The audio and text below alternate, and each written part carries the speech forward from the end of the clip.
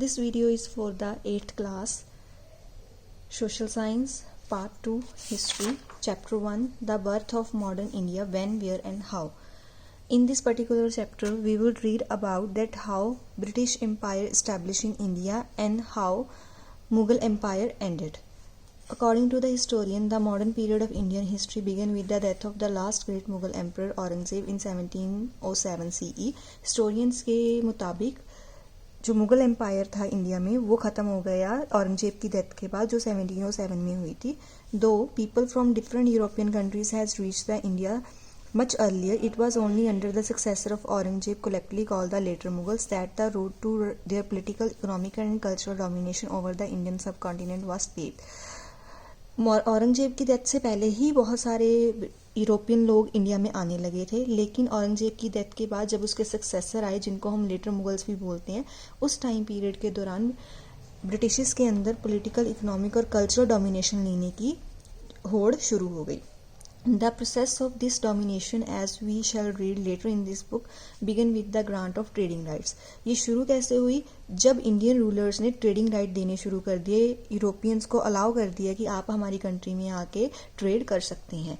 European trading companies had reach a high pitch with conflicts among them for supremacy in trade and politics. और जब अलग अलग कंपनियां country में आने लगी तो उनके अंदर सुपरमेसी लेने के लिए कंट्री में बहुत सारे कॉन्फ्लिक्ट्स अराइज हो गए और वॉर्स अराइज हो गई.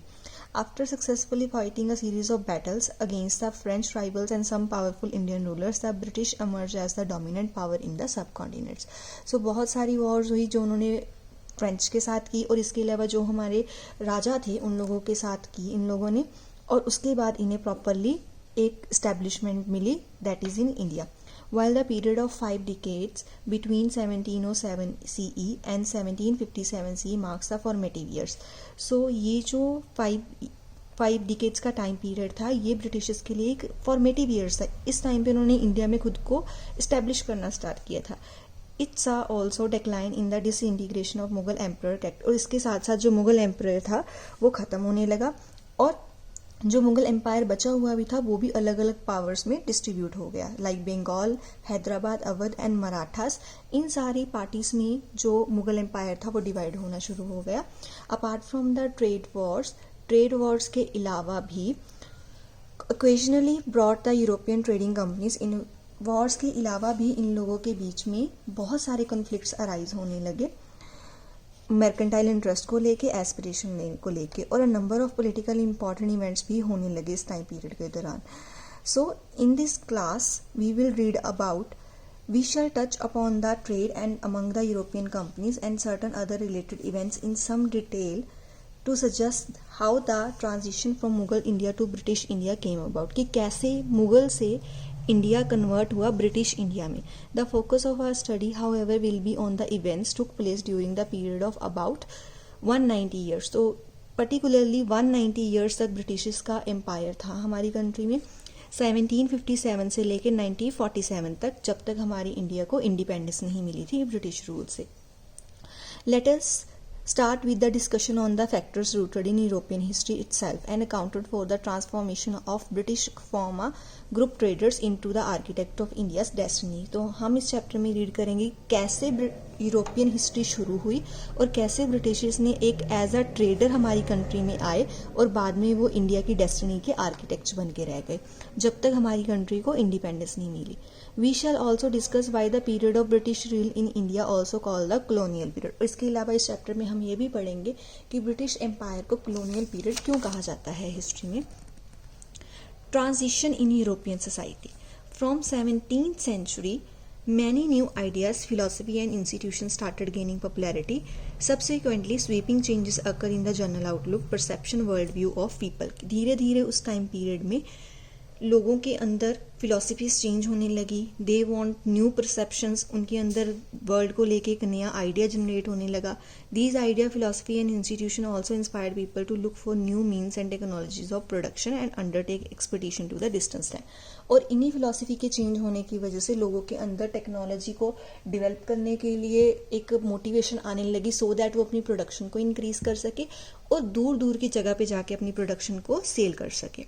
They gradually realized that these distant lands could open up source of raw material for their domestic industry and help them to discover a market for their consumption of products. नई जगह पर जाने का main motive यही था कि हमें वहाँ की एरिया का रॉ मटेरियल मिल सकता है और इसके अलावा हम अपने प्रोडक्शन को वहाँ पे सोल्ट आउट कर सकते हैं.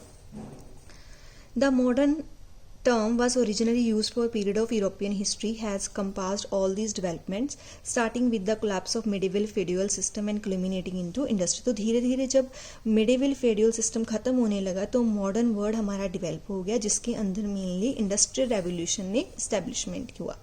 In world history, the modern period includes a number of other important events such as modern world history में इंडस्ट्रियल रेवोल्यूशन के अलावा और भी बहुत सारे इंपॉर्टेंट इवेंट्स अकर हुए. For example American war of independence, the French revolution, formation of Italy and Germany and 2 world war etcetera. Of all these events however the industrial revolution in Europe clearly relates to the British rule in India. जो industrial revolution हमारी country में आया भी था उसमें mainly हम British rule के बारे में ही पढ़ते हैं. How the most prominent aspect of modern period in Indian history.